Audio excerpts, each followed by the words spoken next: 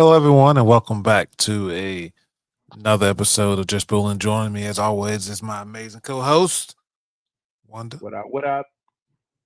How's everyone doing? This is honestly we're recording this early, but Happy New Year. You Yeah, listen to this, it's happy the new freaking New Year. year. Happy New Year. Hope everyone, you and yours, were safe.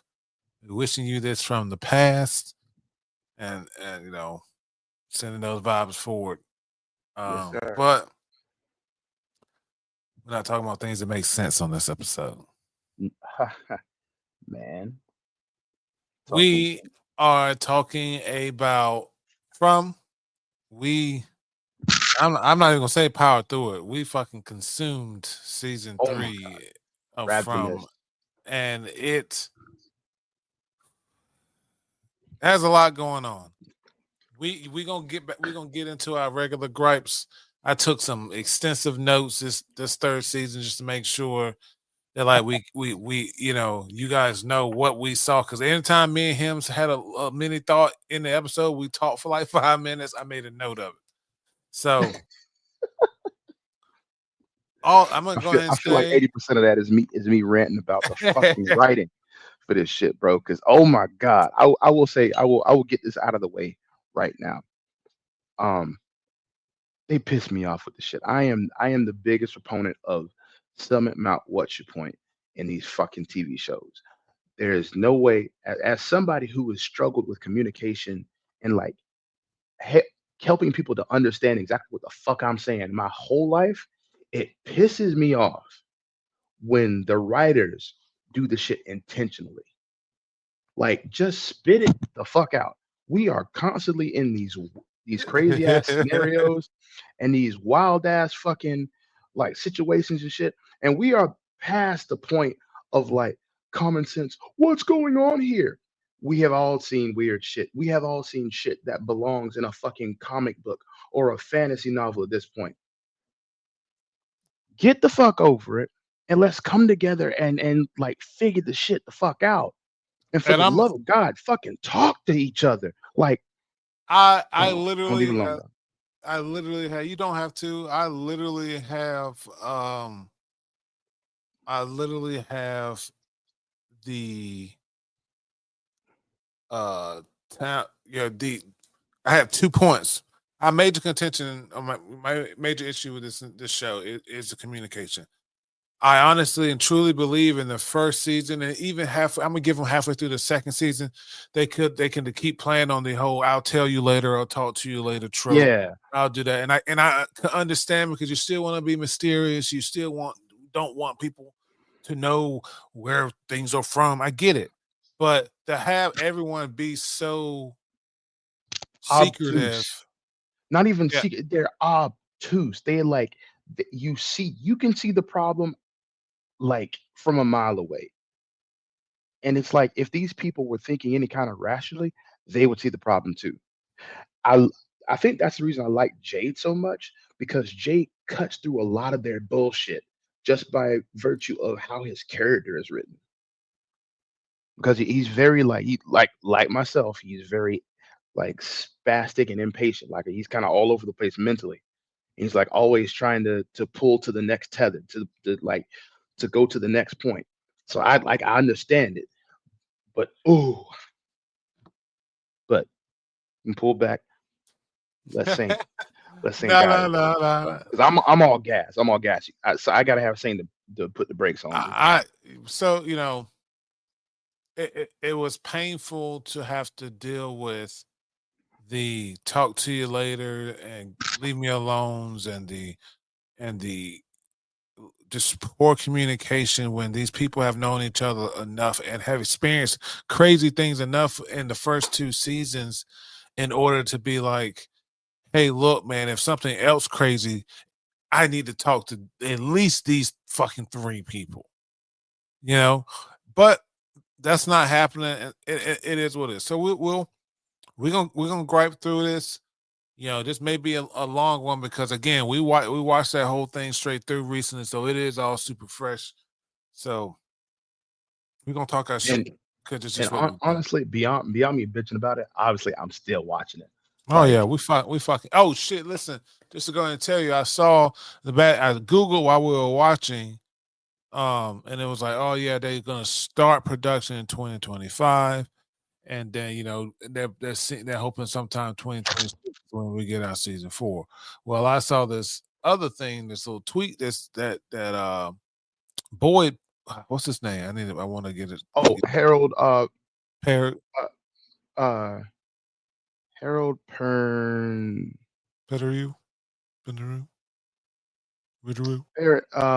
it's French. I believe he's Haitian descent. Perno, yeah, Parano, him, that cool ass fucking dude. I apologize for not saying your name correct, but he had posted like a picture of himself on set this month saying season 4 coming soon. you know what? So I'm gonna say this, and this is just a personal like thing of mine. I gotta say, hats off to Harold Perrineau. I have seen this man act for years. I have seen him in all kinds of movies all over, and I'm not gonna lie to you. I never liked him. I rarely like the kind of characters he plays whenever I see them. I think the only one I liked was I think the first time I actually saw him was in Matrix Reloaded. He was Link,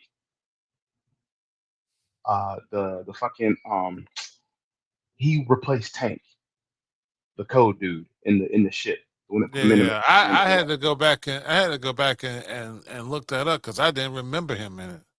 I remember him specifically because he says this crazy ass line when he comes home. He comes home, busts open because they ain't been home in like ages or whatever. He comes home, busts open the door, and the first thing he shouts, "Where's my pussy?" In the Matrix. Yes. You know what? I've never seen that, and I don't want to. I don't want to add that to. I will never add that to my. And I know all the algorithms are listening right now, AIs, but Yeah. I don't want to see. I don't want to see that. Don't I don't want to see him like that after seeing him. No, no, no, no. It's a no, no. It's a moment of like he's been on long deployment. He was doing that to his wife. Okay, okay, okay. Yeah, yeah, no, no, Context. no. Yeah, Yeah, my bad. I hadn't finished explaining. Yeah, so the context was that's my he had fault. I interrupted. yeah, they had been on the ship and shit like that for like months. Though they had been away from Zion for ages. So and he the whole time he'd been ready to come home because he's got kids at home and he's got a wife at home. And like other people who like some people don't only people that have is on that ship and shit like that. So like it's a big thing that he's a family man. And so he talks about his kids all on the ship, but when he gets home, that's when the writers feel it's time for him to like show the relationship between him and his wife. And so he Okay. comes home with his hands full of bag shot that he drops the bag and opens his mouth and says, "Where's my pussy?" Trying to like fuck his wife or whatever. And come to find out, his wife's friend is also there, and it's like a kind of like an embarrassing moment. It's super cool, but Okay. Okay. Okay. it made me like his character even more. It's a very funny, like it's a funny, almost wholesome moment. Wait. This is the original Matrix. No, the second one, Matrix Reloaded. I've never seen that. What, brother? Some people say that's the best one because of the fight scenes. We will have to add it to the list. I've added to the watch and Yeah, chill list because I've only seen the first Matrix. the fight with Neo and the Merovingians guards in his mansion after the Persephone kiss. Man, that is legendary. But yeah, sorry, getting off topic though. No, no, no, no, Back, you back fine, to you fine. yeah, I got one more thing. The yeah. Matrix Back to was what I was I saying. Oh, hold go on, ahead. hold on. The Matrix actually was wrong. I don't know if I've said this before, but I got a bad taste in my mouth about the Matrix movies. I think because before the Matrix movies came out, I used to have a screen name that I use all the time. Before I used Dirty Saint, I used Neo Mouse, and like I was Neo everywhere I went. Neo, Neo, Neo. It was just cool. Okay. And then the Matrix came Oh, out. Yeah, okay. and mind you, I was just finding my online presence before I even knew what an online presence was. And everywhere I knew it was just Neo, Neo, Neo, Neo, Neo. And I was in there. I remember being in this chat and talking to someone, and then all these other Neos, and I'm like, You talking to me? I'm like, what the fuck? I changed my name so quick. It don't make no fucking sense. But anyway, I'm anyway. sorry to hear that. But yeah, going get back to the topic. That's the first time I saw Harold Perrineau, Okay. and it made an impression on me. But the next time I saw him was in a role that I did not like, and it continued into just every time I saw him in something like it was usually like a side role or something like that. It wasn't like a main role. He was usually part of the supporting cast. The But I main just role I remember him from is the best man. okay, I hadn't seen the best man, but It in is it's a black comedy. Tay Diggs is the best man. Um, if long story, you ever have any intentions of watching it? To be honest, before I no, say anything, all no. right. So long story short, there's a group of friends. They were friends all through college. Yada yada. Yada, getting back together for a wedding, and the best man is obviously best friends with the jock and the jock's fiance. They all went to school together. They all friends. Yada yada. Long story short, comes to find out that the best man slept with the bride in college. And the groom, he was off cheating and doing shit. He was a college football player, so he was cheating on her all the time and begging her to take him back and shit like that. So in a Mhm. moment of weakness, they slept together, but they never told anyone about it. But the best man writes this fucking book. We're getting off topic again, but I don't care. It's our shit. The best man writes this book, and it's basically a fucking tell all. And he writes these characters about basically they're super similar to their life. So all their friends take turn passing this book around because then they start to figure out what happened. And finally, the groom gets the book, and there's a fight, and then Oh, but they end up, obviously he still ends up getting married to the woman because of their love, and obviously yada yada yada yada. yeah, But long story short, go back to the point at hand. Harold Perry, I'm not saying his name right, but Harold Boyd, he yeah. was in that movie. He was a teacher, and he played the soft spoken simp who was getting played by his bossy bougie girlfriend or whatever. He ends up falling in love with a stripper and getting marrying her. Oh, Damn, hold a housewife. it's crazy. All right, okay, but yeah, But yeah, okay. he's So a yeah, great I hadn't fucking seen that, actor, but and we'll y- start all of this by saying everyone acted their asses off. oh, everybody. I just had to shout him out because he completely turned my expectations. Like I was honestly prepared in the back of my mind not to really care for his character just because I usually don't care for the roles he's in. But yeah, and he's done an amazing job as Sheriff Boyd. Like, Ugh. Oh, absolutely. I think this is nice, man. I think our audience should get used to to be perfectly fucking to be get used to in the new year. And this is one of the things I do have on my list is this like first few minutes of like bullshit, banter, Oh, between absolutely. us talking or whatever. Because rushing into just talking about something sometimes it just I don't know about you, but it throws me off if I don't get a little warmed up. You know, it doesn't Yeah. matter. But it, Even conversation needs foreplay, man. yeah, man, it's crazy. You gotta you But gotta make love to the audience. so we gonna do we got talks in hand. We're gonna have some talks. But okay, that said, just so you Har- got the recap, go ahead. oh, sorry. Um, Harold Perrineau, great actor. Um, the guy who plays Jade, David, I believe Apj. Um, They he killed him. does an he does an amazing job. Scott McCord, the guy who plays Victor, amazing fucking actors.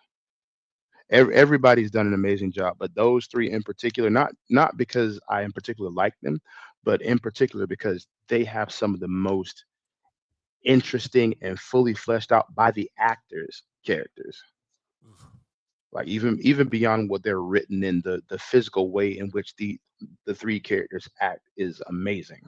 So these You got I'm gonna tell you how good these actors and actresses are is the fact that I will always recognize them from it.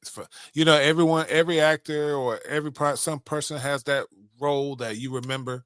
It just gets cemented, and yeah. whenever I see them, they earned it. They earned that spot in my memory forever. Oh, absolutely. Everybody here is like they're gonna have to do, unfortunately they're gonna have to do some work to get out of like Donna gonna have to do some work to get out of my head as Donna. Straight up. Yeah, oh yeah, yeah. All right, now that's it. We're gonna go ahead and start and get into our recap of season 3 of From. Recapping the end of season 2, we did that a couple episodes ago. So if you fans, big ups, big ups. We appreciate you being here. But if you new here and you slacking and you didn't listen to the last episode, you don't know that we already recapped it. It's fine. We'll do it again because we love y'all. We're happy that you're here. In the season 2, Tabitha goes through this is a main bit. Tabitha goes through the faraway tree, goes to the lighthouse, gets pushed out, wakes up in Camden. And I'm gonna give it. We're gonna do a block, and then we're gonna talk about it because they all. I wrote them so they all tie together. Tabitha Okay. arrives back in the real world. She's distraught. She's in the hospital. They found her laying around to the side or whatever. She gets up and she escapes with her lunchbox. She finds the address in it. She visits the address, and lo and behold, she finds Victor's fucking father. Wanda had some qualms about him when we first met him. I did too. Henry, his name, great, Yes. great character, great character, great acting. You know, once I got past what I'm about to say about him, I liked him and enjoyed him and his portrayal of Victor's father. It was great because that was a moment that we gonna get there. We both choked. I know we did, but Yeah. when it comes to casting, it's the only one for me that didn't fit very well. He didn't. Victor Victor looks old. Victor looks like he's been somewhere for. I don't mean it just the wrong way, but he looks like he's been somewhere for. He looks like he's been there for a long ass time. He looks like Yeah. old. His father, the actor that plays his father, looks younger than Victor to me, and so it threw me off. Even But though Victor doesn't have white hair and his dad does, that wasn't he looks enough. rougher. That Like, does, yeah. That wasn't enough for me to be like, he's older. That they make sense. It's like, okay, if that's who his dad's gonna be, that's who it's gonna be. So all right. So Tabitha, Tabitha meets the his father. They're talking about stuff that's going on. Forgot about this part. I forgot. Shit, we powered through this season. So like this okay. This next one's gonna be crazy. Victor. So the food's rotten. They're running out of food. Fucking Randall goes and tries to steal a fucking goat. Fucking Victor pulled out the problem solver on his ass. the Victor was about to equalize Right out, everything. right out of his pocket, pulled it out. Was ready to shoot him over this goat, and it was crazy. I will put it out there. He ain't get violent until he nudged Ethan.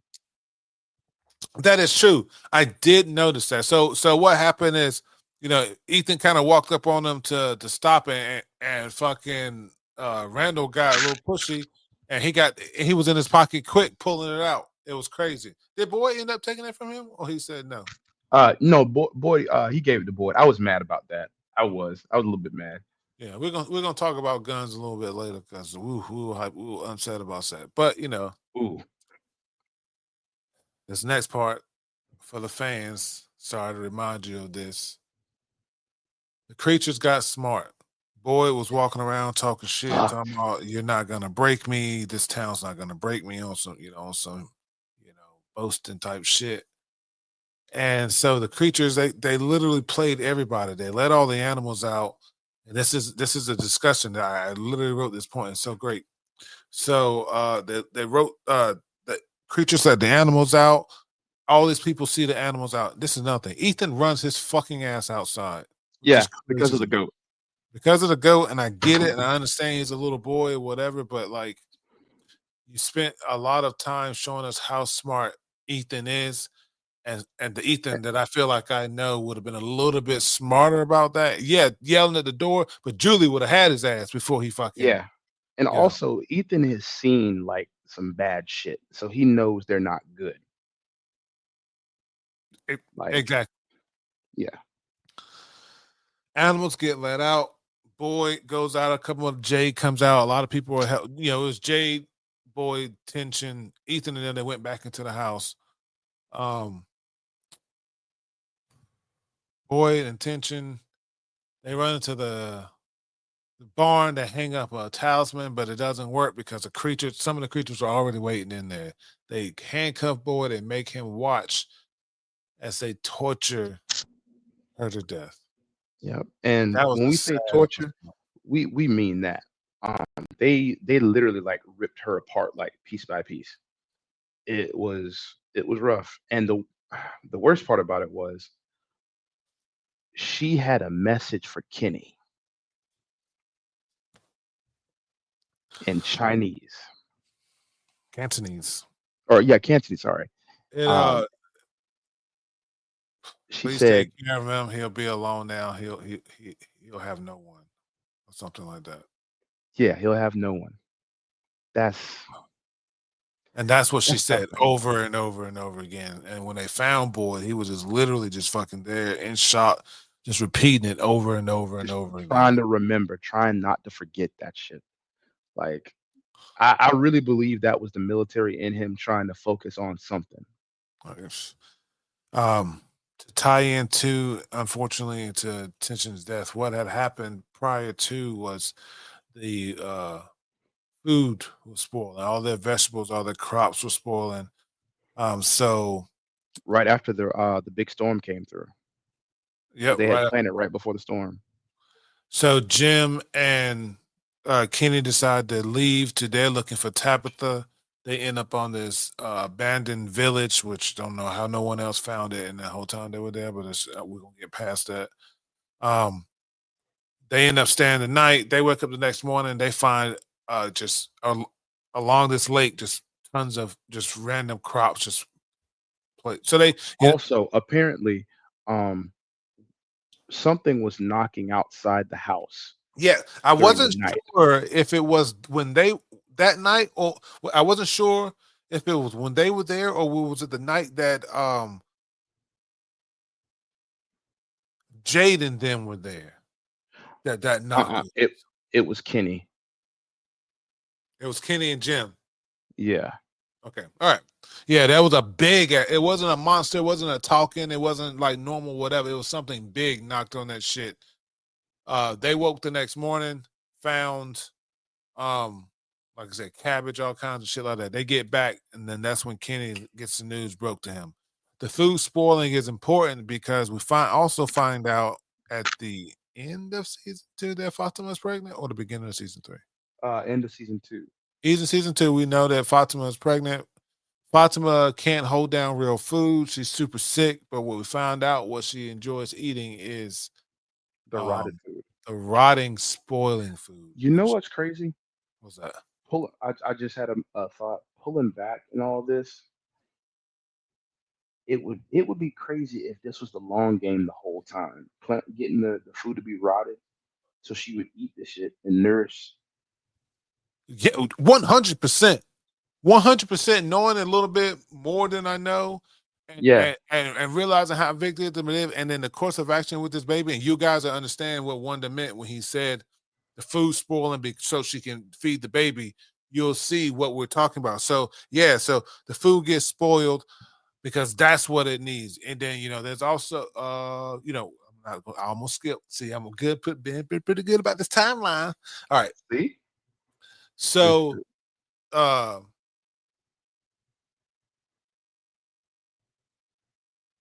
all right, yeah, it was cool. All right, yeah. So find the village. Everyone's, ecstatic. They send more people out there. Christy gets a fucking leg. One, Kenny had attitude throughout that whole fucking trip towards Jade for the longest time. And it was wait. They had a moment that night, correct? I believe so. Yeah, They had a moment he was writing a letter to his mom, and Jay was like, tell her, we that said, was afterwards. That was after the Christie thing. okay, okay, okay, okay. Let me tell you about that. Yeah, Kenny was a that was the night of the Christie thing. Kenny was a fucking being a dick then all fucking day long, talking shit to Jade and just acting a certain type of way. Um, Was mouthing off to Christie too, telling her to do her, do you come out here to take care of me? You do your fucking job, yeah, fix and the yeah, just boys. everybody, because he's obviously he's going through it. His mother just mother just passed or whatever. Yeah, Christy gets her leg caught in the fucking bear trap. He's fucking. This is shit that pissed me off. Jade is literally standing. Christy is on her side. The bear trap visibly seen. He rushes over there and pushes fucking Jade down. I was so fucking mad. I was like, man, I would punch the shit out of him, dude. Like, are you yeah, kidding me right now? Because I know you're not pulling this. Oh, don't touch her bullshit. When she clearly got a fucking bear trap on her fucking ankle. yeah. Like the way they get down with some of the like the interpersonal like fucking shit really bothers me, especially like with like Kenny and Jim. So, um, they're doing all that. They're working on it. But meanwhile, they're working on getting this thing off her leg and then relocating, rejointing her ankle or whatever. Jade sees this fucking dude drink blood out of a skull. Shit was crazy. Still ain't Yeah, explained that yet. he originally he was nailed to the fucking tree not too far Yeah, away with from where Christie what was it looks with the like. bear trap, It looked like a like a railroad spike. railroad spike. Yeah, yeah, Yeah, yeah. Okay, yep, okay. See, I knew that thing. It was stuck through his eye. He was nailed to a fucking tree. yeah. Um, But ugh, when he showed up in front of Jade with the skull full of blood, it was just a big ass hole. So yeah. And then he drank it, and then Jade, they got him back or whatever. Um, Jade also saw these three red stones. He's gonna come in later. Three red stones with three stones with red tops, and he took it and he drew a picture. This is something that's fucking crazy. Randall's been around all of season two. Season episode 4, season 3, Randall actually starts fucking helping out instead of going against the grain, whoever the fuck he talks to. yeah, he's He actually tell becoming a person. he tells Boyd about the other place. He lets him know it's some fucked up shit or whatever. He's helping out everyone like just chill and just he's helping Boyd and he's telling Boyd like honestly and truly, I'm all about whatever anyone's doing to get us out of here. And so Boyd then they talk or whatever, and he's not a fucking dick. He's not a fucking asshole, and it's nice. Victor and Sarah, this and I thought this was crazy, and I thought about like the impact this has to have on a child. So Victor is trying to remember things, and y'all know Victor. He draw pictures or memories and other stuff like that. But the boy in white had him go and collect, um, because he couldn't bury all the bodies, which I don't know where the bodies went. If he couldn't bury all You the know bodies, where they pulled. You think they got him? The them things. Oh, absolutely. okay. So they couldn't. So he couldn't bury all the bodies. So he took a little memento from everyone, cigarette case, a watch, some shit like that. But what he found out he was missing was the The doll, yes, that's right. The Jasper, ventriloquist. Hold on. ventriloquist. Ventriloquist. That's what. God damn. I ain't even been drinking. The fucking doll. He realized, and he's convinced himself that that doll told Christopher the plan on how to get out of that. I know you guys realize we haven't talked about Tabitha in a little bit. Tabitha back in the real world has successfully convinced uh Victor's father that everything is real. She's mentioned shit that his wife has said. He's shown her paintings of shit that she's seen that that Tabitha understands that there's no way this didn't happen unless it's real, you know? Yeah. Also, apparently Miranda's mother like before she even went to that place, she had already made the bottle tree and knew about the tower and the children, Mm-hmm. and Mm-hmm. it was a theme for her even before she went. So when you mentioned bottle tree, so yeah, so you mentioned the bottle tree. Victor's father, Henry. Henry's gonna take Tabitha to see this real tree that's supposed to be identical to the one that they saw. And they on the way there, Tabitha freaks out because she's suddenly convinced that like it's not real. Things aren't real, and this so she tries to get out of the car and they're hit by a truck. And I'm not gonna lie. So she wakes up him. They both wake up in an ambulance with two EMTs and a police officer. And I'm not gonna tell you. Wonder when I saw that, I knew where they were going. Yeah, we all knew what they were going. My problem I was is, like, y'all dead. And my thing was, all right, we got five people in the car. How many of them survived? What you about to say? yeah, I was like to myself, like as soon as she started freaking out, I knew what it was. Because and it's one of those things. I don't know if everybody experiences this, but when shit like that starts to happen in real life, I get real paranoid. I start looking around and shit like that because w- why are you freaking out when we are so close to the goal? Why are you freaking out when you really understand that all kinds of crazy things have happened and you experienced all kinds of things? Like Y- you couldn't be making this up. You're in a car. You dealt all the shit. You've been on the run. Like I would have Yeah, been out in the real world long enough to convince myself that like I'm not tripping. yeah, like she called her fucking mom. Like She all called else the being mom. That's another thing. I almost forgot about that. all else being equal, um, she had such a hard time convincing him, and all these other things. She almost got shot. So she thought before he told her they didn't have any bullets in it. But she went through all that bullshit, and then here at the end, you think that it's a dream and you freak out just enough for a car to hit you. Come on, writers. Come on. It, I it, know. Okay. So I will. We can all admit that we couldn't end the story there. They couldn't actually like find the secret MacGuffin and do that. We can all admit that, right? Okay, cool. We're past that. Now can we get to the point in at the end of 2024 we can say right fucking better. There was no fucking reason for her to fucking freak out like that. I'm sorry for my strong language, but there was no reason for the shit. There was no reason. That freak out built up in a very short time, but that shit came from nowhere because she should have had more questions than freaking out. I'm sorry. With all the stuff with Victor and Henry and whatnot, there's no way she saw all that and thought, "Oh, this can't be real." Shut up. it was a lot after she literally spent the entire time convincing him that things were real for her to freak out. It was a stretch. I felt like they could have wrote something like you said, wrote something better in order to get her back there.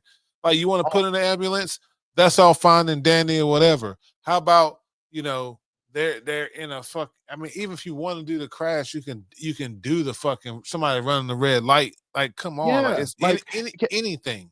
because But at that her, point we yeah, go ahead. yeah, at that point we know it's outside forces or something like that, or bad luck, or like you could have even extended it, like extended the reach of that thing just because they're all connected or whatever.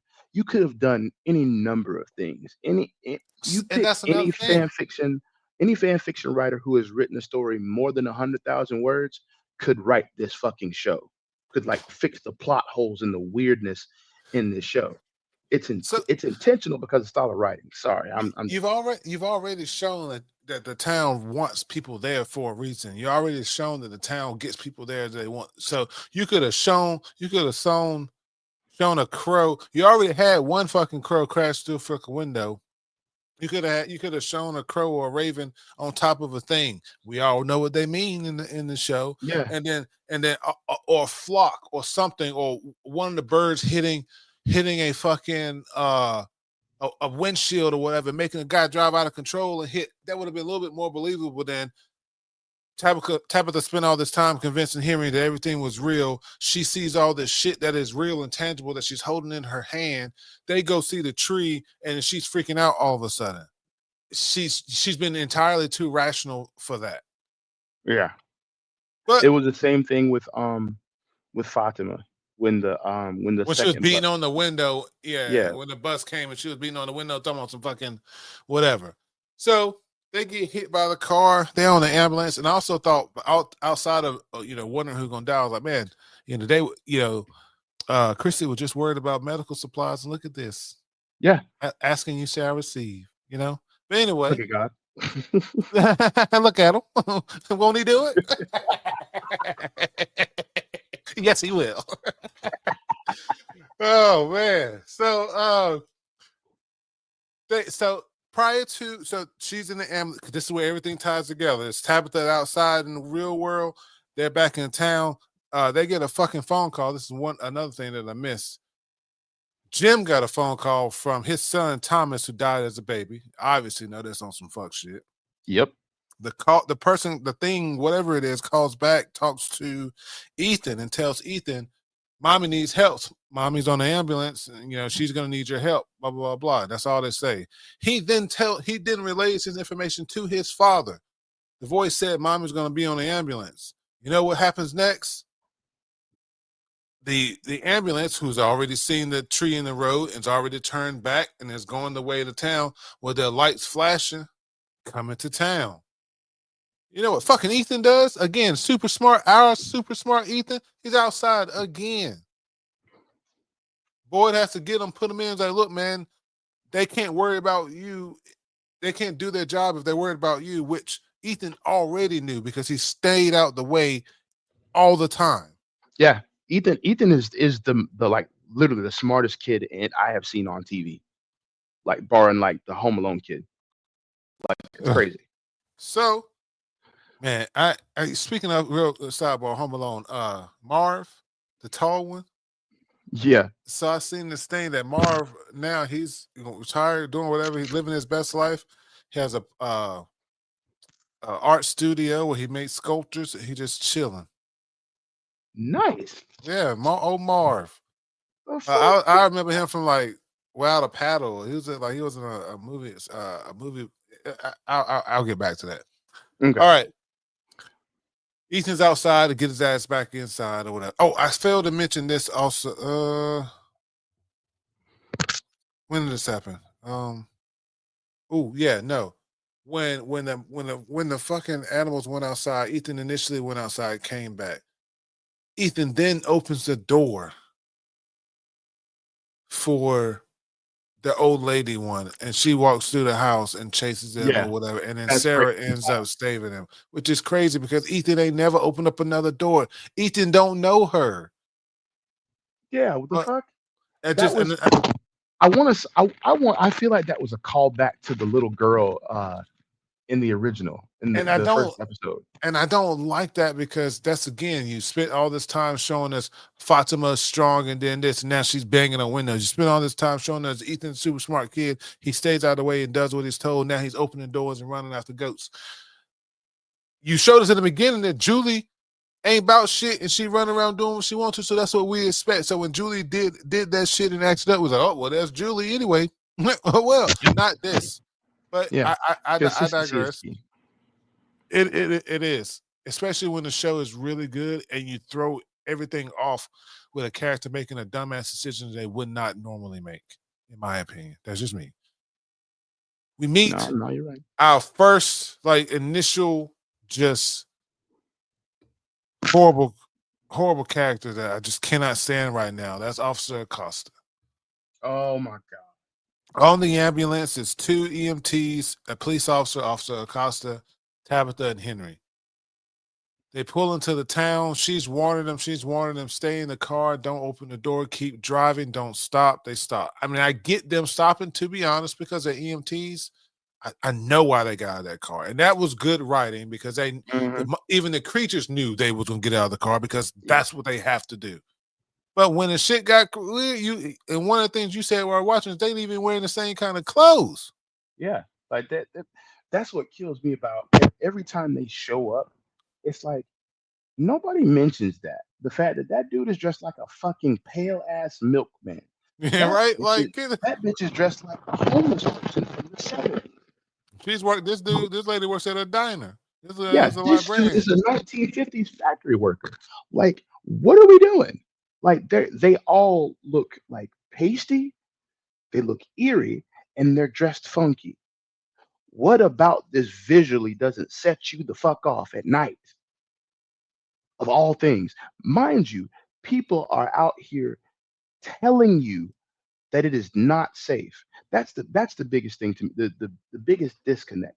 I can what's crazy is I dislike Acosta, but I like her for the same reason I like Jade because she is consistent in her fucking character. Mm-hmm. She And I was wants to gonna be in get to her. control. Yeah. She wants to be in control the whole time. But what bothers me about it is the fact that she's supposed to be doing that because that's who her character is. Everybody else is pulling the same card, and it's like, what are you doing? You know better. She's new here. It's oh She's. We got a lot to say about her. I got a few yeah notes about her ass. There. Officer Acosta, the EMTs get out. They check the body of the 1950s secretary laying in the fucking street, and they promptly get fucking murdered. yep And while Tabitha's freaking out, saying, "Hey, hey, hey, don't go, don't go," Tabitha handcuffs her to the oh yeah Acosta yeah not Acosta, yeah, Acosta handcuffs her to a pole, gets out of the car, proceeds to shoot at the things, and then run away. Ran away. She's running away. She's running away. She's shooting at things. They're not happening. She goes up and she's shooting at monsters. Unfortunately for her, and we agree, and we're saying this here, and yeah we don't, and we put it out there at the beginning. We don't like her, so we don't yep need to go to bat for her for anything. But it was an accident. She accidentally, when she was shooting at another monster, she shot through the window of Colony House, and people, being nosy, being honest, yeah and shot this woman. The woman got shot. She eventually passed away after Acosta got in the building or whatever. So everyone's freaking yeah. out on her or It whatever. was it was kind of bad too because there was a moment of stabilization where everybody thought she would be fine, Hmm, and then hmm. she just up and fucking started like hemorrhaging hard Yeah. when, when the localized shock and died right there. Back at the ambulance, Boyd and Randall and Jim have gotten to the ambulance. They're figuring out a way to get Tabitha unbolted from this damn, unhandcuffed from this damn thing. Randall goes, because he's been fucking helpful. Randall goes to get the damn the toolkit out of the bus, brings it back, gives it to Boyd. He gets trapped in between the monsters. He throws it over to Boyd, and they have him cornered. Boyd gets ready to drive, and it's like, oh, there's like, and the monster fucking gives fucking Boyd a choice. He says, "Here are the keys, but we get to keep Randall." Which is absolutely diabolical because up until now they've been taunting and shit like that. But Just talking shit, poking at yeah, you, but they never did no land in the street. They ain't that. yeah, Well, I no, mean, no yeah, no higgity biggity. The smartest person was either the smiley dude who's like super weird looking, yeah, or Jasmine, the flower girl that got in the colony house. smart. She's smart. Preyed on the incel. God damn. So Boyd chooses the keys. He drives off with Jim, Henry, and Tabitha to Colony House. They go inside. The girl passes away. The monsters torture Randall, rip his skin off his face, cut him up, and leave him for dead on top, dead but alive, dying but alive. Not even dying. They just fucked him up. They didn't really fuck him up because they could have. Yeah. They messed him up bad. and left him sprawled out on the ambulance. So he had to get his face sewn together and all this other shit like that. He obviously, grew a grudge against Boyd. But me and Wanda had this conversation, like, we wouldn't be in that situation because we were already be doing shit together, and even if we gotta take a long circle. We getting around the motherfuckers Yeah, I'm because not playing that. ain't no me standing there doing the double dutch with these motherfuckers. Like, no, I'm running. Absolutely not. Um,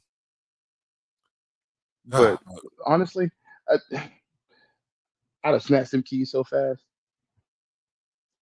Like I just um, what? fuck Randall. To Yeah, be honest man. with you, Like, fuck like, Randall. Like yeah, I just because I after do not fuck with the dude. Like he's become useful, but like he you've been fucks it too up. much of a detriment so many times. And I know that's the writing because I've been asking the whole time, what the fuck is wrong with this dude? Like what is wrong with him? Is he Right, on because something? because like even the most even the most asshole of a dudes, y'all at some point y'all give them some kind of redeeming quality or whatever. No, y'all made Randall a dickhead the whole season of season 2. Then he got fucking trapped in the fucking place like that. There was nothing he did that was worth anyone's time outside of Yeah. pissing anybody off. So fuck And it's Randall. like I like it. The show tried to play this moral like high ground where we obviously we care about everybody because we're decent human beings, but it's like at the same time you have a scarcity of resources in a prisoner's dilemma type scenario mixed in with supernatural monsters that come out at night and will get into your house if you don't have special stones. Needs must where needs must. If you're not playing ball or being nice, you might find yourself outside at night, bro. Like that's just how it works. Like, ain't nobody got time for non-team players. You feel me? Yeah, he got And he got too many chances with the trying to keep the gun in the beginning and talking shit, the trying to minute he open tied up Donna, doors and talking shit, yeah, tying up Donna, Jim fucking. is a better man than me because the minute that Boyd handcuffed him and his back was turned, that'd have been something over that kid's head immediately. Like we would not have had to worry about that in the van scene and whatnot. We would not have had to worry about that because he'd had a fucking rock over his head as soon as Boyd had his back turned. We just had to deal with that. I mean, they kept Sarah around. I can talk to them to keeping you around. Actually, they ain't got no choice. Fuck it. Exactly. I'm like, what the fuck you gonna do? But Like, so, uh, oh, this is good. We did like the fact that Tabitha's back in town. Jade found out Tabitha was back in ooh, town, and Tabitha went home. And the first thing he went fucking to do was go talk to Tabitha. it, Hey, what's up? What happened? What did you do? Blah blah I blah blah wanna blah blah blah. I wanna pause right here real quick. It is Tabitha's fault, not for the reasons that the town says.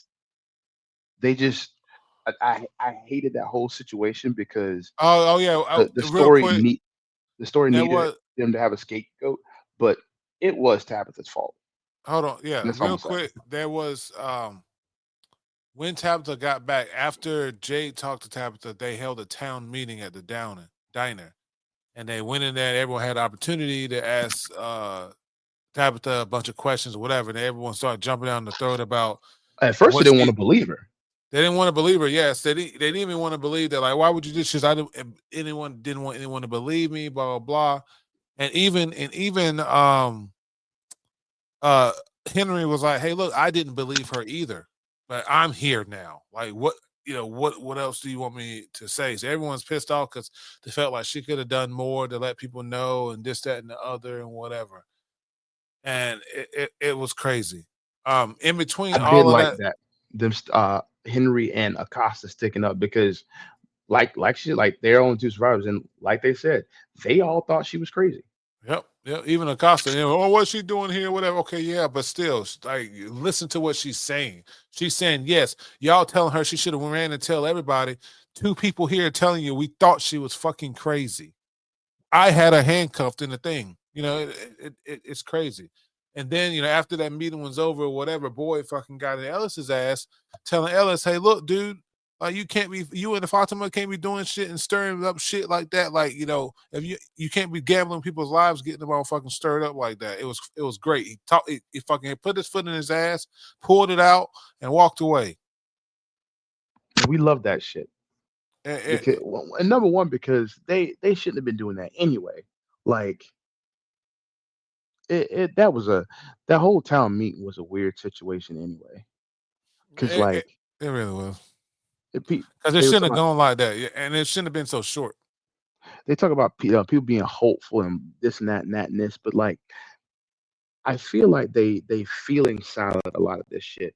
They put a lot of emotions and shit on screen to kind of confuse you and show like just a bunch of people feeling like different kinds of ways and shit like that to like to give a tangible sense of confusion, and then they railroad the story into a certain direction. It's like nothing about this is natural, and that's what's jarring about it. I'm not complaining necessarily because it's bad, because even stuff like the strain, as long as the stuff is cohesive and it flows, if it's cohesive, then it's just gonna move.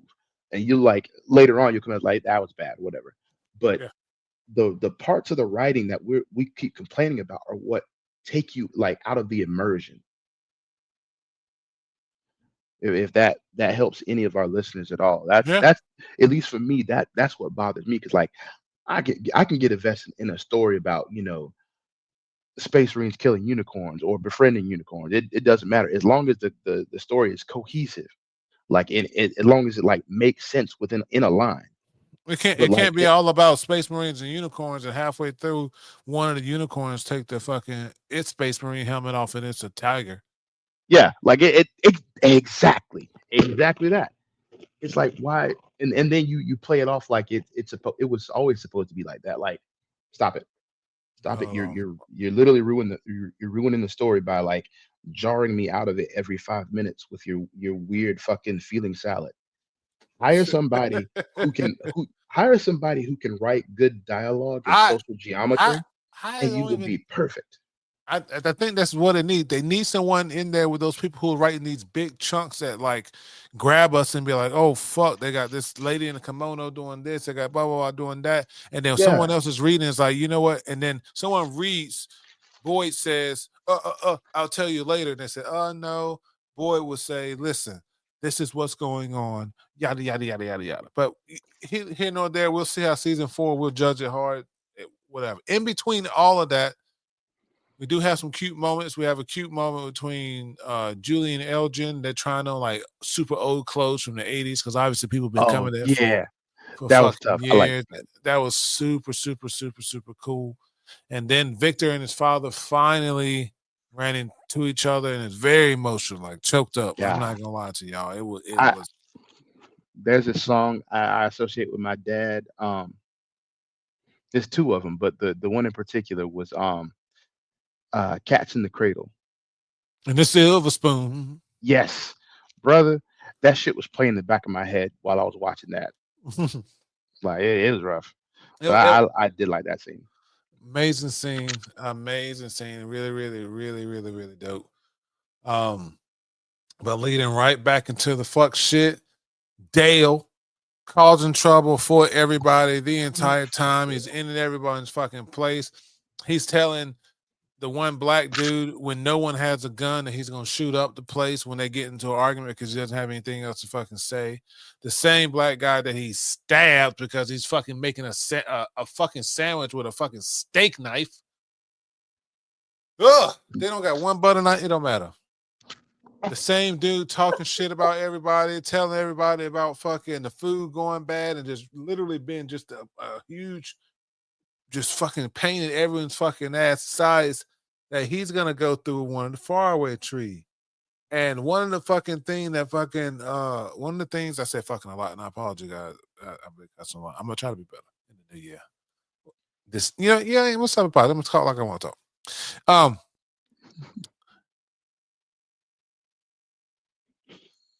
yeah, I'll try. Okay, so he I goes had to through mute the myself real quick. he goes through the faraway tree after obviously we've been told by everyone you never know where you're gonna go. Obviously, when certain people do certain people do go through it, it's normally just some other shit. Hold on, Yeah. 1 second. Hold on. All right. So, what I'm saying, after being told that faraway trees take you to whatever, and what it seems like you have to be destined to go through one to be where you want to go, because certain people have gone through them and ended up certain places, and it feels like you go where they want you to go when you Uh-huh. go through one of these things. Boyd ended up and Sarah ended up in the root cellar, or the basement. She ended up in the Yeah, in the tower. church basement. That was Tabitha. Oh Sarah yeah, ended yeah. up in the church basement. Boyd ended up in the little pit, the chimney that he had to climb out of. Dale ended up half And in the pool, half out. not even he was his face and knee were emerging. What's crazy is he was in the pose like he was stepping through, Yep. and his mouth was open the whole time. It looked like it had grabbed like the rock in it. So it Yeah, looked like he and like basically like kitty. half of it is like half his bottom jaw was gone. It looked like he just kitty pried it through there and got stuck like on some X-Men shit. That's That did look like failed Kitty Pride phase through. Ooh, yeah. ooh, ooh. I'm gonna say for my for me, I don't care. I didn't like Yeah, I Dale mean, at all. he was one of those ones that, like, if he's problem with the shit, he's causing shit, causing all these problems, or whatever. When he gets sent out to grab something, and all of a sudden the door don't get let in. Yep. You don't get let in. So just, but Boyd makes a pretty fucking good point. He tells his people, "It's like, look, like, to me, Scared said he should have went in. It wasn't very long, but he basically said, look, this is what fucking happens. I'm trying to keep you guys alive. I'm making these tough decisions for you, because if you don't listen to me, your ass ends up like fucking Dale in the fucking pool. I'm trying to keep you alive." He gets interrupted by Donna showing up, but one says he could have went in a little bit harder on them, let them know that, like, they fucking up with all this, like, muttering and yipping yapping and pointing and side eyes and shit they were doing. It's, running up Brother. on 10 chin for food and shit. Like, we don't do that. We ain't starting none of Yeah, that. like there was like now that Dale was dead was the perfect time to capitalize on that. And I to be fair, dear listeners, that's usually the type of I'm on anyway. I like nipping shit in the bud before it becomes a problem. I like heading shit off at the pass because I'm lazy. I don't want to deal with the shit later on when it can get out of hand. The minute I see Dale doing all that weird shit and saying that shit to Boyd's E- son, I can't Ellis. Ellis. I keep wanting to call him Elliot, but I was like, no, that's same son. But Ellis. The moment he said that shit to Ellis, I took it to the side. Be like, hey man, Yeah, I thought after we said that shit, I was like, they don't want us to like him, and he's there fodder. But he just kept going through episode during the after episode. rotten during the food shortage event, the motherfucker would have had an ultimatum. Either you shut up or you can be outside come 7 o'clock. Like point blank. Because the thing I hated about Dale was the fact that he was an asshole, but he had just enough affability and charisma to get people to fucking listen to him. And if he had lived any longer, he'd have been a fucking problem. We would have other people making stupid decisions, Yeah, thinking they can run things a little bit better than yeah. Donna, a little bit better than Boyd. Or not even that, just getting them to not listen to people. And Just then that's what everybody that runs leads to. Yeah, I yeah, get it. 'cause that's what everybody was on up until Boyd the got that. whole yeah, like everybody was out and about or whatever. Because he ran up on Jade and Tabitha. Like he was going. There was no there was no stopping him. He was going. Like yeah, fuck Dale. Yeah, fuck yeah. So fuck that. So Donna made him a nice little memorial there, but his that I would have chalk outlined him saying, people people walking by there now gonna see and be that's gonna be a reminder for them. We did have this pretty cool moment. Victor, we mentioned earlier that Victor went through and buried a bunch of stuff, and he realized that he didn't get anything for Chris. He didn't get the even doll, which he assumed told Chris the story of how things happened. So he needed to go back and down into the cave, and he took his dad, who talked the entire fucking time. Oh my god. I cannot stand people who don't realize we're in a dark place. We're the only things making noise. I shouldn't make any noise that I don't need to make, especially if I know that there's monsters down here. Ooh, ooh, ooh. What she said. What she said to Victor. Oh, yeah, and then while they were down there, the one of the monsters told Victor, "Is like, hey, you keep coming down here. One of these days, we're gonna make you stay." And they skedaddled, And they got away. and they got away. So that also goes to show you that there's more than anything, these monsters ain't doing nothing but playing with them the entire time. Even during the day, they sitting down there plotting. They probably can't even leave during the until It nighttime. They down it, there plotting. it bothers the shit out of me that they know Victor on a first name basis. They know him enough to know that he's been down there more than once. That he has seen them face to face and they haven't killed him. That bothers the shit out of me. Not They because I'm worried about decided what, yeah, they decided. Not because of anything Victor did, but because they decided that shit. What the actual fuck? because then when you think that like you think the whole time that Victor got through the cave, he made it out. Victor brought Yeah, what's it called back through the cave, they made it out. Victor brought his dad, they made it. But no, they watched you the whole time. They let you out. That's like no, he didn't. They could have killed Victor. We would have never seen Victor again. yeah, Oh man, shit is fuck crazy. Oh, we Elgin, weird as fuck, has always been weird to start a thing. He finds a secret room that comes into play here shortly.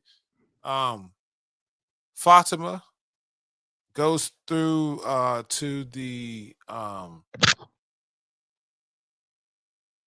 yeah, yeah. She went to the Christie. They did ultrasound. They said no baby. There's nothing there. She, there's a big contention. She's like, I don't, you can't tell me it's my body. yeah.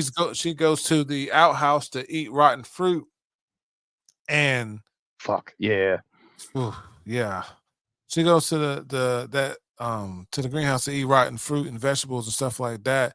Tilly comes in there being Tilly, who they made us love like the past like 2 episodes prior for being super nice and super caring, super witty whenever yeah. she They needed s- it. they broke the whole like crazy Tilly thing and showed that she's actually super fucking cool and like she's Ugh, literally every alternative person that I have ever met. They want this woman to be their grandmother. yeah, it's crazy, man. So something compels Fatima to kill Tilly, stabbed her with garden shears. Ellis finds her. Boyd hides her because he loves hiding criminals. Boyd loves. I think he's got a thing for it. He got a thing for hiding criminals. So Boyd hides her in his the same shack that he hid Sarah in the beginning. Even sketch what to say. He said they could be they could be murder roomies, and Yeah. Sarah and Fatima could live in the same house because ain't nobody having none go into them.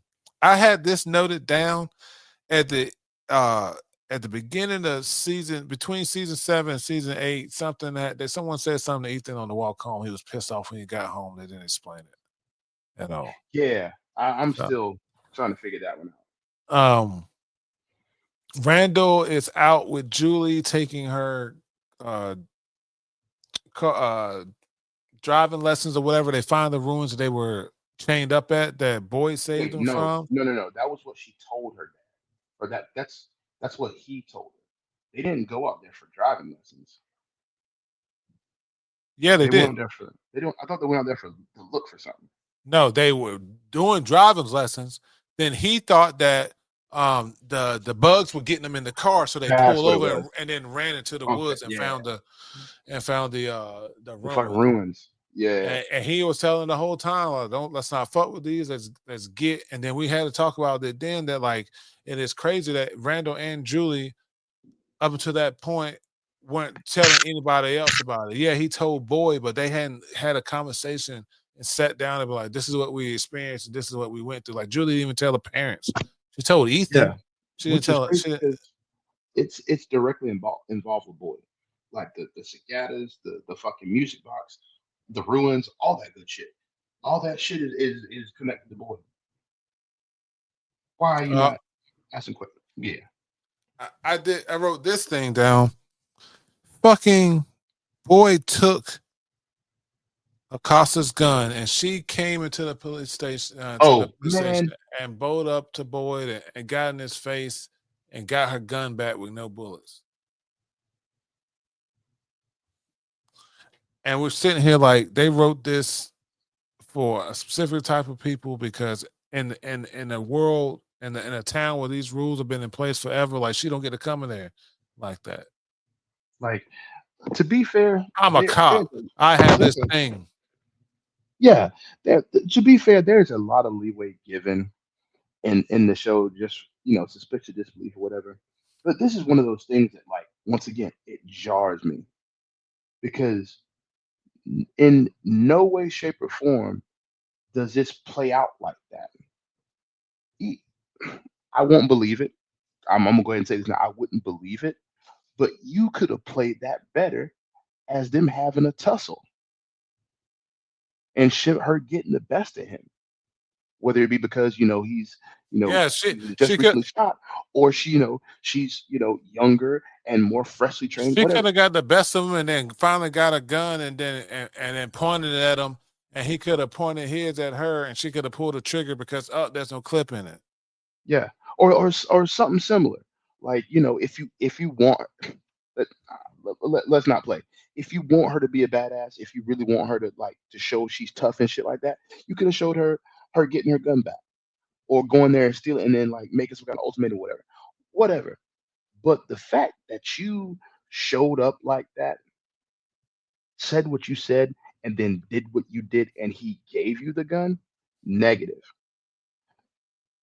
No matter what side of this argument you want, nobody believes that shit.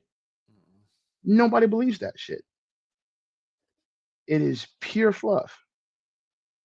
Nobody walks away from that without a physical conflict, because that's not how physical conflict goes when you threaten like that.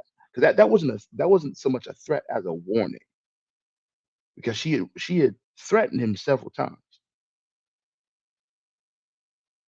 That was his last warning before she got physical. That what was on her face, that was in her shoulders, and he was responding to that physically. Mhm. De-escalation does not happen suddenly after that. Not in that scenario. Not after all these characters have been through in the last 3 or 4 hours. False. Speaking of attitudes, fucking Jim got fucking attitudes, want to fucking run up and fucking because Jade had taken Tabitha to see the um red stones. And it turns out that she remembered them because she had from a dream she had when she was a little fucking girl that fucking Jim completely dismissed most Yeah. of. They fucking get he comes to confront Jade and talk about some um don't talk to my wife, don't take my wife places, whatever, blah blah blah. And They're Jay's like, putting ideas in her head. Jay's like, What is what? she, 9? Yeah, Jay's like, what is she 9? She's an adult. I didn't. What are you talking about? Putting what are you talking about? Talk to her. What yada yada yada. This is fucking great. So he goes to fucking walk out, and what's going on? Say, we're not done here. He's like, yeah, we fucking are, Jim. And he just fucking walks out because fuck you, And dude. Like you came not into not me. even not even does he say, "Yeah, we are." He slams the door in his face. But even before that, Jade does something that I love Jade for, and I wish other people would do. The What Jade did was what maybe should have happened with the sheriff and Acosta. Um, that was a de-escalation because Jim was ready to get physical. We Not to say that Jim is the most physically imposing person. We know he's not, Yeah, but yeah, Jim but Jim but Jim has the capacity to get Napoleon. physical, and he's done so before because he tried to snatch a knot and Victor's ass. Yep. Same with Randall, but Randall's obviously not going for that shit. And Um, you see the funny thing is that fucking he ran up he tried Jay. We'll talk about it later, but his demeanor when it came up to certain people, it ain't like that. Like he had a plenty of no, opportunity. He could have went up against Randall with that same energy when he kidnapped Donna. yeah, but we know why. We get why. And for anybody who doesn't, it's just you probably like the Acosta scene. I'll say that. If it doesn't make sense to you, why the yeah. But what kills me about the Jade scene and why it works and why I like it over the Acosta scene is because he completely takes the wind out of Jim's sails Mm-hmm. with nothing but logic and common sense. He Jim says something very interesting, and it's one of the biggest points of contention between the two, because we can tell Jade is very eccentric, but also very smart, and Jim is very logical and very put together, but also very smart. Mm-hmm.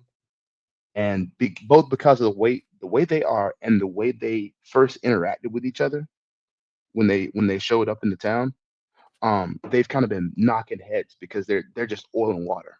Mm-hmm. But Jim comes in all hot headed, you fucking don't talk to my wife and blah blah blah. Says all that shit. Jay cuts through that, and so Jay goes for the next thing. You're pretentious and you're smart and you think you're smarter than everybody and blah blah blah. None of this shit's helping. All this shit is to help you, feel smart, and you just that's your problem. And Jay just cuts through it. Simple. Who who fucking cares? Who he literally says, If it who gets us gives a home, fuck? If it gets us home, who gives a fuck? He says it just like that. And it's the most beautiful thing in the world because you see the camera pans to Jim and it cuts his sails fucking immediately because it it derails his whole modus operandi for being here. Because beyond the wife thing and like being scared about tapping and whatnot, the biggest point of contention between him and Jade is fucking ego. Because Jade has rubbed him the wrong way the entire time he's been here. But at the same time, Jade has had the majority of the good ideas about trying to figure out what the fuck is going on. And it's been bothering Jim the whole time because Jim feels like because he's the dad, he's the head of the family, he's got to have all the answers. And he's been trying to look at this shit fucking logically and trying to make sense of this shit, but it's slipping through his fingers because he's trying to look at it logically. He's not actually trying to put his hands on this shit. or He's trying to listen. he's trying to like he's trying to manipulate it to fit his worldview instead of trying to figure out what the worldview actually is. That's what Jade is doing, and so he sees that, and he doesn't like it because he just doesn't want to accept what's going on around him. And his conversation with Jade cuts cleanly through it. Like there's no walking around it. There's nothing else to grab onto to distract and shit like that. And there's nothing else to attack because he just addressed the two biggest parts of the two biggest points of contention that you motherfuckers just had. And right after that, he tries to go in and give blah blah blah, and he's like, nope. Jay's like, nope, I'm not doing this. I don't have time to deal with you. Whatever you got going on, go fix that shit. Go talk to your kids. Go talk to your wife. Get the fuck It, away from me. it, it, And it, then when it, he tries to it go was great. after him, he slams the door in his fucking face. That is how you do. Not because it's get back whatever, but because it was concise and it cut to the fucking heart of the matter. And it took nothing away from the scene to make it concise. It moved the story along. It gave the character some gravitas, and nothing was lost. Nothing was spoiled. Nothing was overturned. No shark was jumped. Nothing. It was a perfect fucking scene. And then it led into something that I have some issue with, and that is Henry, whose wife is Miranda, Victor's mother, who we found out that was experiencing and seeing the exact same things as Tabitha has been seeing, and he didn't listen to her then. And so what he's telling what he's telling Jim. Jim is that shut the fuck up, listen to your wife, blah blah blah blah. And my thing is just like, nah, you've been with someone 17 years, like to a degree. Not putting any shade on Henry and Miranda's relationship or whatever, but Victor was, let's say, 6, 7, 8. Let's say 8. Let's say 10. His sister 8. You know, Hmm. um, even then, he should have believed his wife after 10 years. Even fucking what's it called? Being with Tabitha for 17 years plus. You shouldn't take some fucking old man in a makeshift bar to tell you to believe your wife when she says, "I'm seeing crazy shit, man." Yeah. So that Yeah. but that's writing. They needed that writing, and I understand it to a degree. But you're not making it what like real a couple like you believe the person that you're with, especially if you've been with them for a long time. You're not saying, well, if you actually had that dream, why would she be telling you about this dream, dude? Like My that shit pissed my me big off. my biggest thing is she's telling you all this, and once again, it's I can understand if it was in a regular situation, you could kind of like let's use logic here. Obviously, that can have happened, but you have seen such ridiculous shit. You have experienced such ridiculous shit. You have seen that dreams become reality and weird shit that people had in their past just suddenly show the fuck up. Why are you so hell bent on disbelieving her when she tells you this? And it's always when it comes to the part that's like that's stereotypically disbelievable. Like when she this is skipping ahead a little bit, but when she mentions that they were destined, he immediately like rolls his eyes like the first thing be like, what the fuck do you mean destined? Explain. Yes, explain But destiny. he immediately rolls his eyes like he's about to tell her like you're being ridiculous. And it stays on his face for like a good 2 or 3 seconds before I think the actor remembers that they're in a new season. Hmm. Um, but i- if you want to go back and watch the scene, it right there during that conversation when they're at the tree talking about her being fucking reincarnated and shit like that. But it's like, come on, bro. Y'all have seen such once again, y'all have seen wild shit. Burden of proof is a motherfucker. Like you can say all day that this is supposed to be a simulation and shit like that. You can't say shit about those fucking monsters. You can't say shit about those fucking the bottle trees. You can't say shit about the fact that Julie was sitting there screaming her fucking lungs out with her eyes fucking milked over like cataracts. And that Boyd went and smashed a magical music box and suddenly they all fucking woke up. Like, shut up. It's Literally, so literally, literally, shut the fuck up, dude. like Like, you can God, believe you can believe all that shit, but not your wife. you know that this thing called you and it's talking like it's saying it's Thomas, but you know it can't be Thomas because Thomas was a baby. That phone was not fucking connected. You're an engineer, so I know you fucking broke the phone open at one point and looked at it just to neurotically make sure that it couldn't have worked. We can infer that. Shut the fuck up. Like at some point, the writers have to take responsibility for this kind of shit. Like, come on. Like it's and I realize we kind of getting a little heated about the shit. I mean, we have That's to, why man, because like it's a great show, and then it really and is. just it's really just upsetting things that like again because like you said earlier, we get so immersed in it, and we're in that and we're feeling it, and then something dumb like Jim acting up happens. Like, Yeah, it jars you out of it. And it's like stop doing that. It's like somebody plays the perfect live version of your favorite song, but every now and then some dumbass with a fucking like a symbol will just out of nowhere completely off key in front of like a microphone, and they won't do it with any kind of regularity. They won't, there's no warning about it, but just every now and then throughout the whole song. And it's like you can hear the rest of the song because it only happens like every now and then, but it keeps happening. It keeps taking you out of it because you so you can't enjoy it fully. That's what it feels like. It's upsetting. Yeah. We oh, so got Jim doing his own thing. Obviously, Jim's a dickhead. Henry tells him to talk to his wife. Jim's does something surprising, and he actually goes and he talks to Randall, has an actual conversation with him, and talks to him and asks him about Julie's health and what she's going through. He goes and he apologizes to Jade, and then bring Jade and Tabitha together so they can talk and figure this shit out. And they Yeah. devise that there's actually like a song or something like that. They figure out the notes and they head to the bottle tree. Meanwhile, and this is the shit that gets crazy. We told you that Fatima killed Tilly accidentally. She was hiding out Oh yeah. in the shack, and then she disappeared.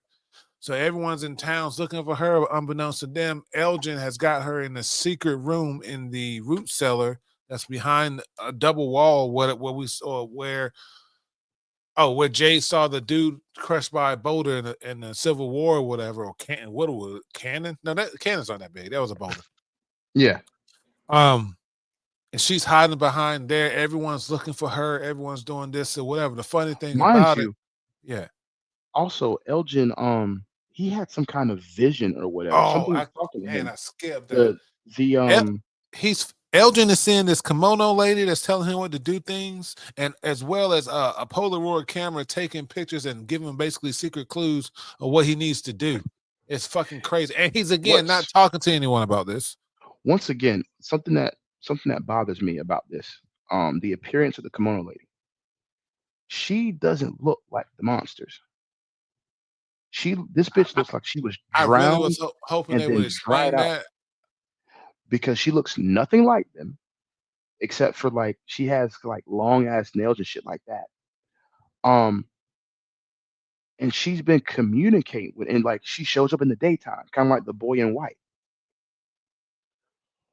What Um, what messes me up is like she went down there to like give that thing to them.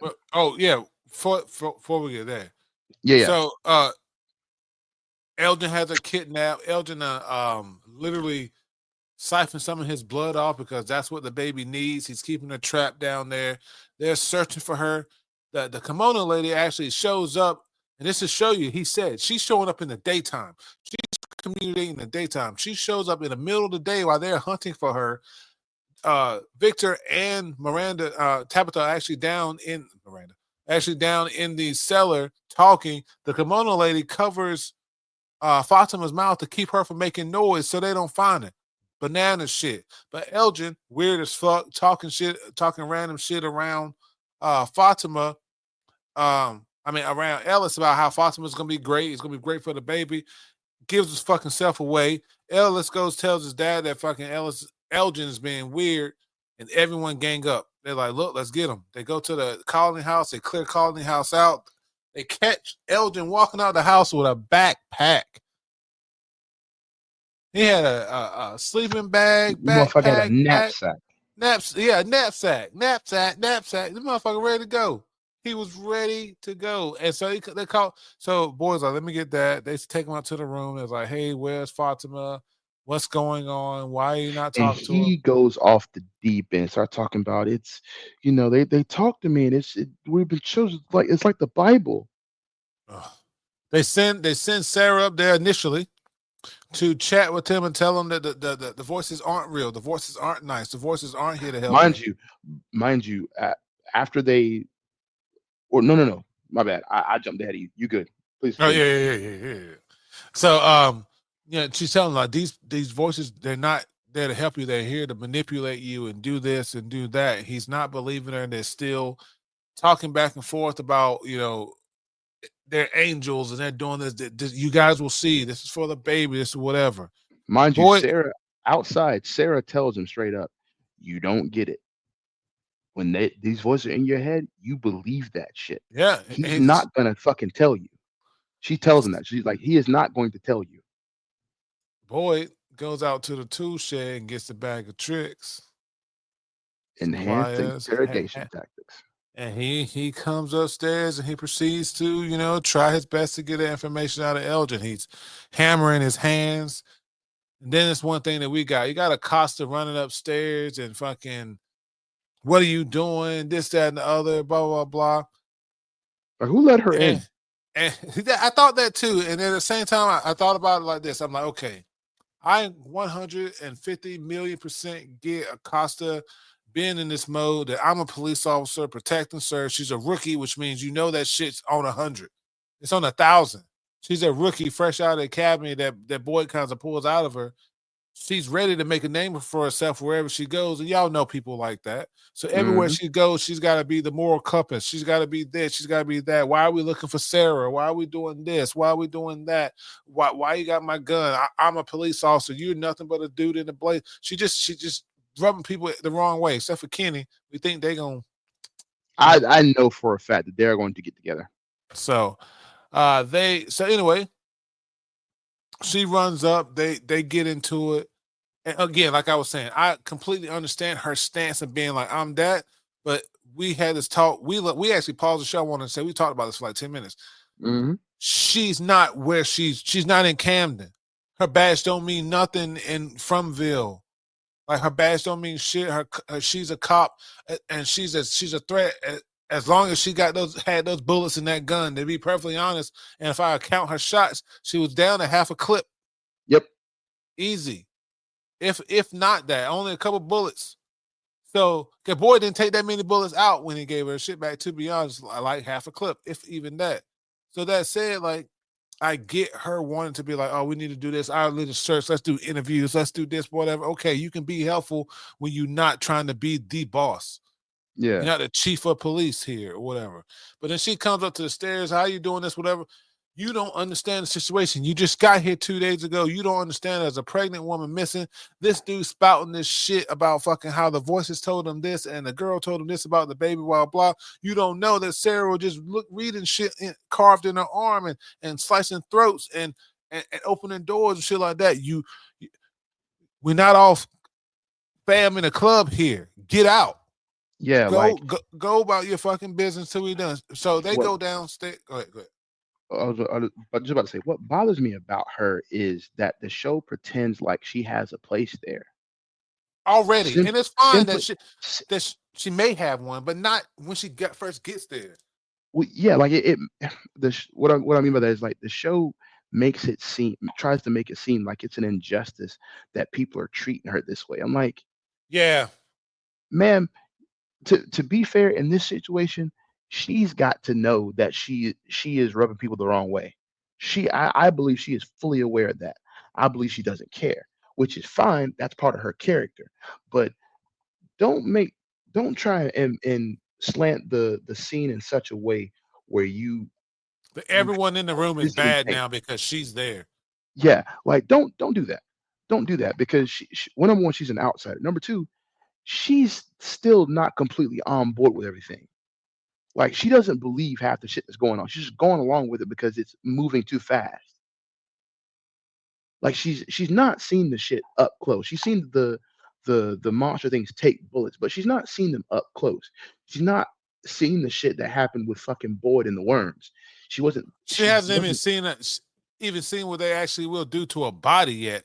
Because the Yeah, only thing that happens, they fucked up Randall a little bit and they sliced the cow. She wasn't even there for the cow. So she yeah, saw them slice Randall up, but she don't know the full extent.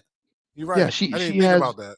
she has no that. Yeah, that's what I'm saying. Like that. That's why that's the reason why I keep saying like the whole scene within the jailhouse wouldn't have went like that. There's too much at stake. You don't get the gun back because what if you go find some bullets, some shit like that? You don't get to have that because the honestly the gun is a badge of authority. That's why Donna keeps them locked up because they're a piece of authority, they're a piece of power. You don't get to have that until we can trust you. And just because you start throwing out the shit you learned 6 months ago in a fucking manual doesn't make you a deputy. Doesn't make you a fucking sheriff. These people don't know you. They don't trust you. You And don't know you what the fuck already is going killed on. someone. Yeah, you already killed somebody. You don't know what the fuck is going on, and you're not trying to learn. You're being fucking stubborn.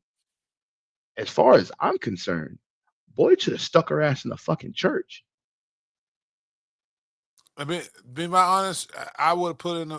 There's actual cells in the post office. I would have put her ass in a fucking cell Yeah, and like had her she, sitting there until like we had a heart to heart conversation where you're not yelling at me in my face and you're not fucking blah blah blah blah. yeah, like that. And to just as a aside to our listeners, this would go the same for Kenny. When Kenny pulled that gun on Boyd, Yeah, that was there Kennedy was gonna get be his ass whooped too. there was a whole conversation needed that be had about that because he was trying to tell. And granted, I will put this on Boyd too. He did not explain properly. He did not explain that shit early on. Once they were in the room though, and they were talking about Ellis and needing the blood transfusion, he did explain there were things in his blood. But Kenny and Christy, not believing his ass, made it hard for him. And Kenny pulled the gun on him. Me and Kenny would have had a conversation about that Yeah, shit because I ain't gonna lie. One it was never hot really about addressed. that. Yeah, I don't let shit go like that. We would have addressed that shit because beyond it, like you pulled the gun on me.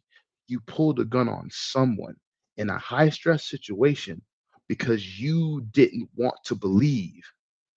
You wanted to believe in a fucking narrative that you just constructed in your fucking head because of a dead family member and grief and shit. You did not look at the fucking situation objectively. That's what bothered me about the shit. Half these situations are and then. That's what's bothering me about the shit. It's a bunch of and then type shit. At least the social interactions. No, you're right. You're right. It is it is absolutely crazy, and Acosta in general, uh, just to be that new. I'm the thorn in people's side where they're trying to get things done type Yeah, shit, and yeah, exactly. so she comes up there, she distracts everyone. Everyone goes downstairs to talk or whatever. Sarah Sarah Sarah, decides she gonna Sarah's a take it fucking upon her. G, She's a G. She gonna take it upon herself, and she got the information out of Elgin that Fatima was locked in the cellar, the root cellar, because she took his fucking eye out with a screwdriver. brother. Yes, I was so proud of Sarah. To be fair, Sarah's been cool with me just because I had a soft spot for Sarah because I get it, like neurodivergent, weird shit, whatever. I have a soft spot for Sarah and Victor. Um, I was happy when Sarah was at the police station or the post office, and her and Kenny had that heart to heart because it felt like Sarah was getting back to her, like taking back a bit of her agency. Um, but that when she sat down and she looked over towards that fucking toolbox, I told her I was like, she's a fucking G. Yeah, dude. When I saw She's a that fucking screwdriver, G. when it panned to that screwdriver, I fucking Yeah. knew. So they find out Fatima's in a root cellar. While they're rushing there, Fatima gives birth, and the weird kimono drowned lady helps her gives birth to this sack that she takes underground. Boyd followed it, and Wonder was mad about this too. Like, why the fuck is he going down there? Hmm. I I get don't. it would have been a Yeah. get out of there and come back later type thing because it was already getting dark. Midday type thing to figure out what's going on. But Boyd went down there to see long tunnel underground. It was the root cellar's already underground. Then they went Hmm. underground some more to find out that the thing that was growing inside of Fatima the whole time that was making her eat rotten shit, that was making her eat blood and all this other and drink blood, all this other shit like that she gave birth to was none other than the Smiley monster that um, Boyd killed. Boyd killed, and we're gonna wrap into that by going back to Tabitha and Jade. Figure out that song that I mentioned earlier. They were playing the song. All the kids come up and they start, and then one of the girls Oh talk. fuck Yeah, me! yeah, I yeah, just pieced it together. The yeah. fucking bottles. Oh my god! All the bottles are. They were remembering the fucking dates, bro. They were marking the times when they showed the fuck up. They were Oh marking it. my They god! they were marking the times when they got resurrected. Each each of the fucking oh my god. Each of the paper was time they resurrected. Each of them is a date, bro. Each A of them is date, a date. a date of what though? Like a year, I believe. Yeah, and they ended up like all translated into a song. And Yeah. so they play the song. The little girl comes up to Tabitha and she says "Nkui," and Tabitha all of a sudden finds out that that word means remember. So Yeah. Tabitha and Jade remember at the same time that at one point their past selves were a part of the group of people who decided, and this is also what the boy in white told Christopher, and not the Jasper, but is that the adults were promised immortality, but they had to sacrifice their children. And so they sacrificed their children. They became what I assume is the creatures, but Yeah. the two parents that did not go along with it, they were killed and have been resurrected constantly trying to save the children inside of that town. And that means that's going as far as like, because one of the children was the Tabitha and Jay's daughter in their past life. So Tabitha is a reincarnation of Miranda. That was the latest reincarnation before her. And Jade is a reincarnation of Christopher. And they're both obviously the reincarnation of the original parents of one of the girls that got, and that shit was great. One of the coolest things about that was Tabitha was kind of walking away and she's like, I don't understand it. And Jim was like, no, I don't fucking understand what you're saying. Please make me understand. Please talk to me. And she finally understood, like, look, that was Oh our yeah. child. You this, that, and the other. So it goes, so full circle. Those creature monsters promise immortality. If anything ever happens to one of them, which leads me to believe there's multiple ways for them to die, they get reborn via one of the people whoever in the town. And it's disgusting and it's gross. And there's this It's fucking fucked up. whole fucked up ass fucking underground birthing chamber that one-eyed And Elgin what's probably crazy gonna be is, living in after this. so up until Elgin pulled her into the root cellar, Fatima had like a flat belly. Like Oh she had yeah, dude. hallucinations that she had been growing, and it was never really confirmed that she was, but she didn't look like she was. But as soon as he pulled her down there and started feeding her the blood and the shit, like she started growing. Then like a couple, like what, Yeah. 10 She days? was big. Even because when she tried to like cut, that's her. She was visibly like I don't know the months, but she was visibly like, let's say like 3-4 months. Oh yeah.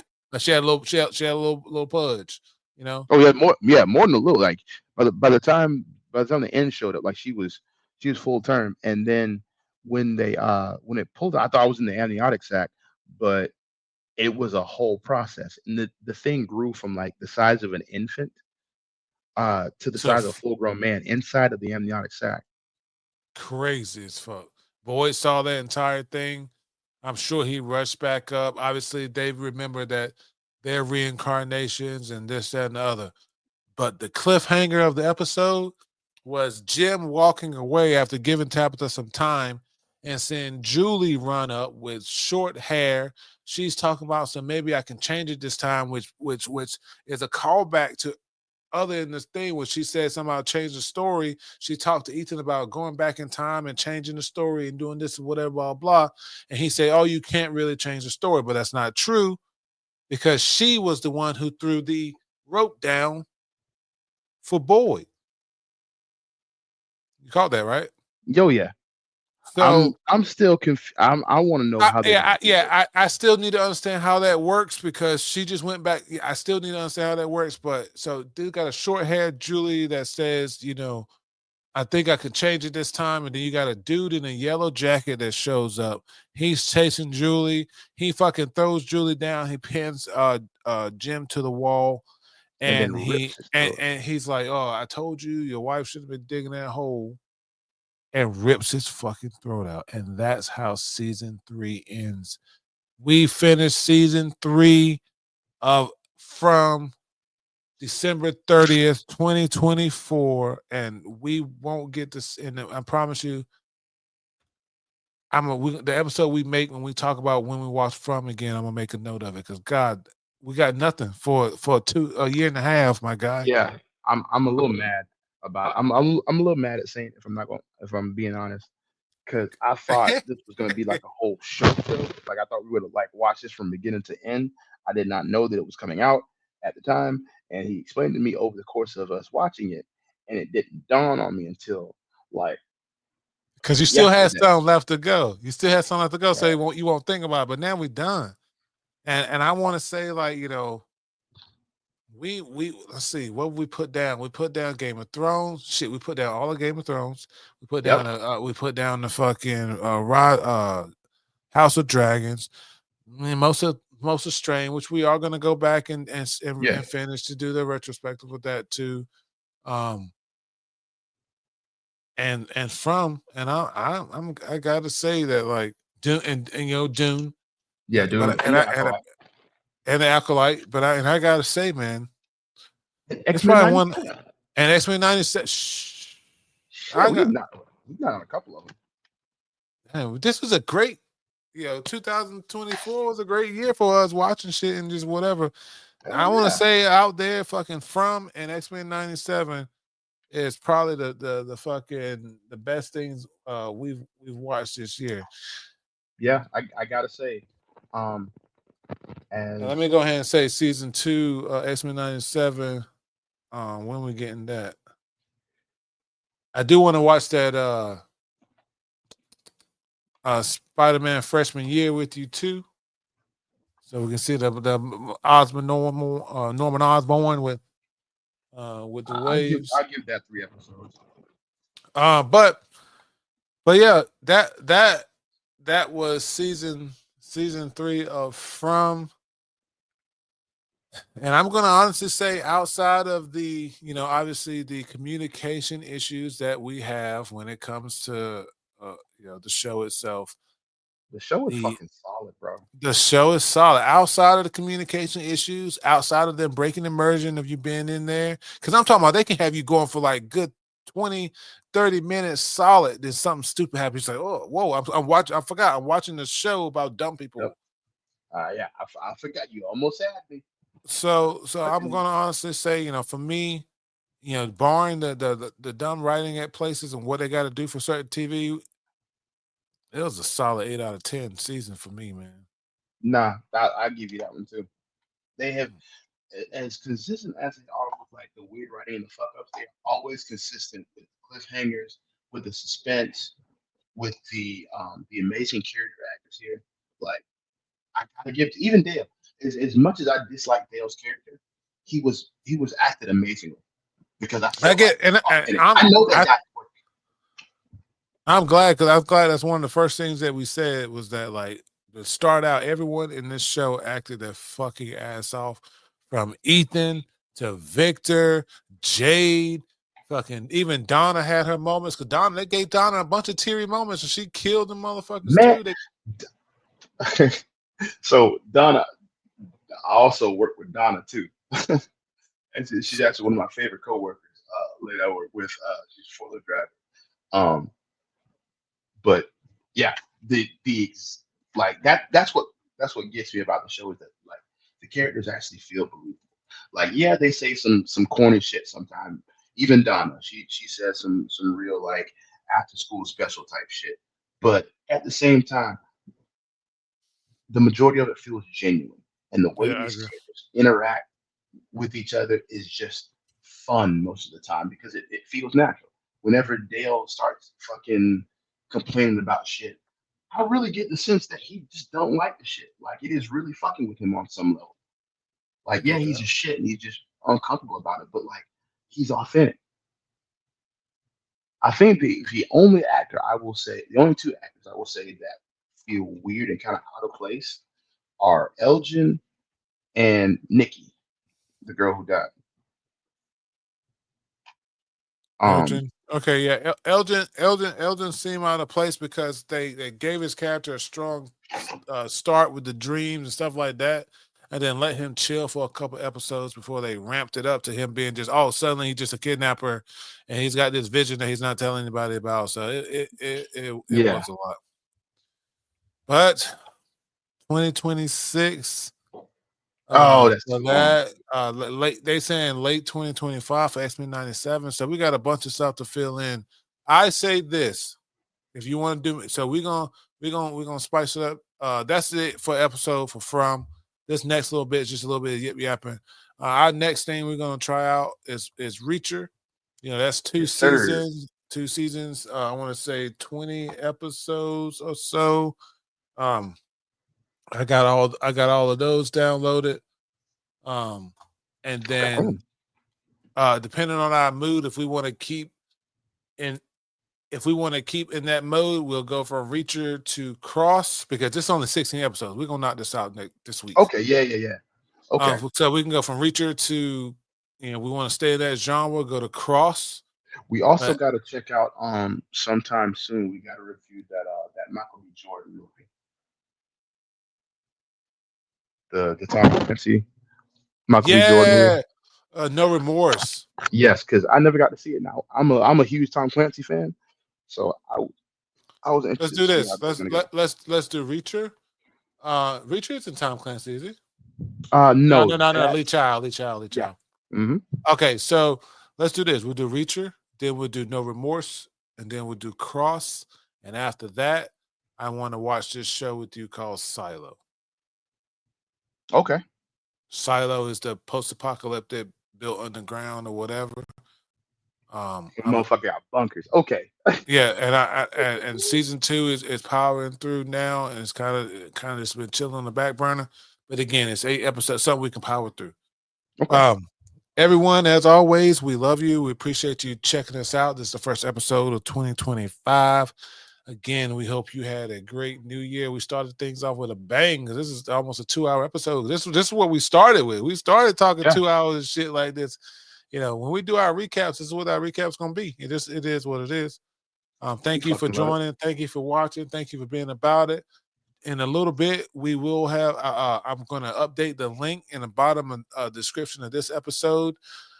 Come January, you will see this one. It's going to have the new link to Wonder's Hillarella shop. Yes, By the sir. time this air, I should have my Just Booling and my Wonder shirt on me. So thank you all Appreciate again. that. Please check out all the links. Please like, follow, subscribe. Even if you don't plan to watch our shit, just drop us a follow. It ain't hurting nothing. Yeah, Take man. care, and we'll catch y'all next time. Happy New As Year. always, don't forget to have fun. Yes, sir. Bye bye. Peace.